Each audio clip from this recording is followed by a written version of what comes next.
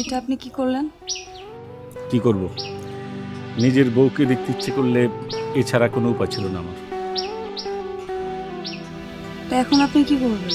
কি আর করবো? এরপরে একটা একটা করে সবাইকে আমি কবজা করব, সবার মন জয় করার চেষ্টা করব। আপনি পারবেন সবার মন জয় করতে? আমি চেষ্টা করব। একটা কথা মনে রাখবে, তুমি যদি আমার সঙ্গে থাকো আমি সব কিছু করতে পারবো। মন খারাপ করো না, টেনশন নাই। এই তুই তুই এখানে কি করছিস? লোক দিকে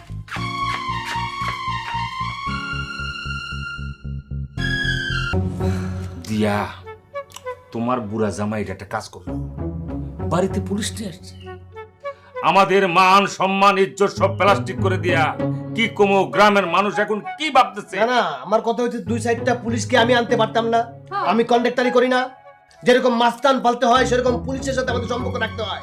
কই আমি তো বাড়িতে পুলিশ আনি নাই, আমি তো বাড়ির মান সম্মানের কথা ভাবছি। আরে এই বুড়া সুগঞ্জি কত বড় দুরন্দর, সেটা তো হারে হারে টের পাইছি। আরে দুরন্দর হবে না কেন? বয়স কম হয়েছে, অভিজ্ঞতার একটা দাম আছে না? হাইকা জুনজুন্না হয়ে গেছে একদম।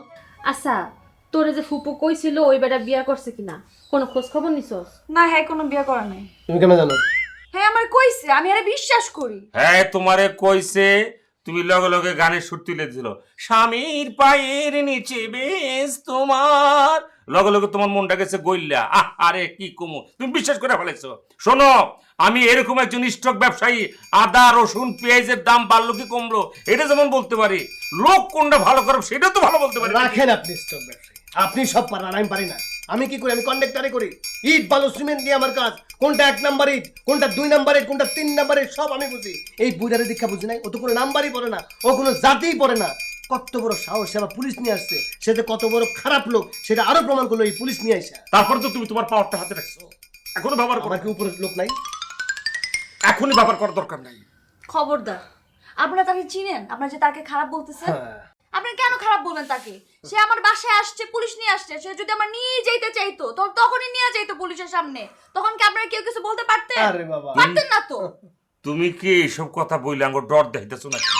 সে তোমাকে এই বাড়ি থেকে কেন বাগাই নিয়ে যায় নাই, সরি লিড করে নিয়ে যায় নাই, সেইটা অন্তত আমি ভালো বলতে পারবো। কেন নিয়ে যায় নাই আমি বলবো? বলেন। সম্পত্তি লোভে। এত তো সম্পত্তি ভাগ বাঁটা, এটা তো একটা লেটা ফলাবে না জানে। হ্যাঁ দেখেন, আপনারা তাকে চিনেন? জীবনে দেখছেন? না চিনেন একজন মানুষকে আপনারা যে আতা বলতেছেন, খারাপ বলতেছেন, এই যে খারাপ যে বলতেছেন, এটা তো একটা অন্যায়। আপনারা অপরাধ করতেছেন। আমি তো এটা সহ্য করব না। আরে বাবা, আশ্চর্য। আই আই পিয়া, যাও তো, দেখো দেখো দেখো। আরে বলো করো। আমার লগে ভাগি কিনা, যাও যাও দেখো। গেলে জায়গা তো ওরে আমার এখন অসহ্য লাগতাছে। আরে হার সারা যাইব না কিন্তু রিয়া। দুলা ভাই, আমি পিয়া। ওই একই, তোমার 3 বোনের নাম একটাই হওয়া উচিত ছিল। সব ডিট ক্যাটাগরি একরকমই, এখন আয় না বুঝতেছি। তাড়াতাড়ি ফলো করো। শোনো, ও একটু বুঝে কম। ঘটনা কি জানো তো, ওই বুইড়া শুকুন এমন ভাবে ওর ব্রেনটা ওয়াশ করছে, ওই ওখান থেকে বাইরে পারতেছে না। আস্তে আস্তে একটু বাইর করা লাগবে। Please follow her.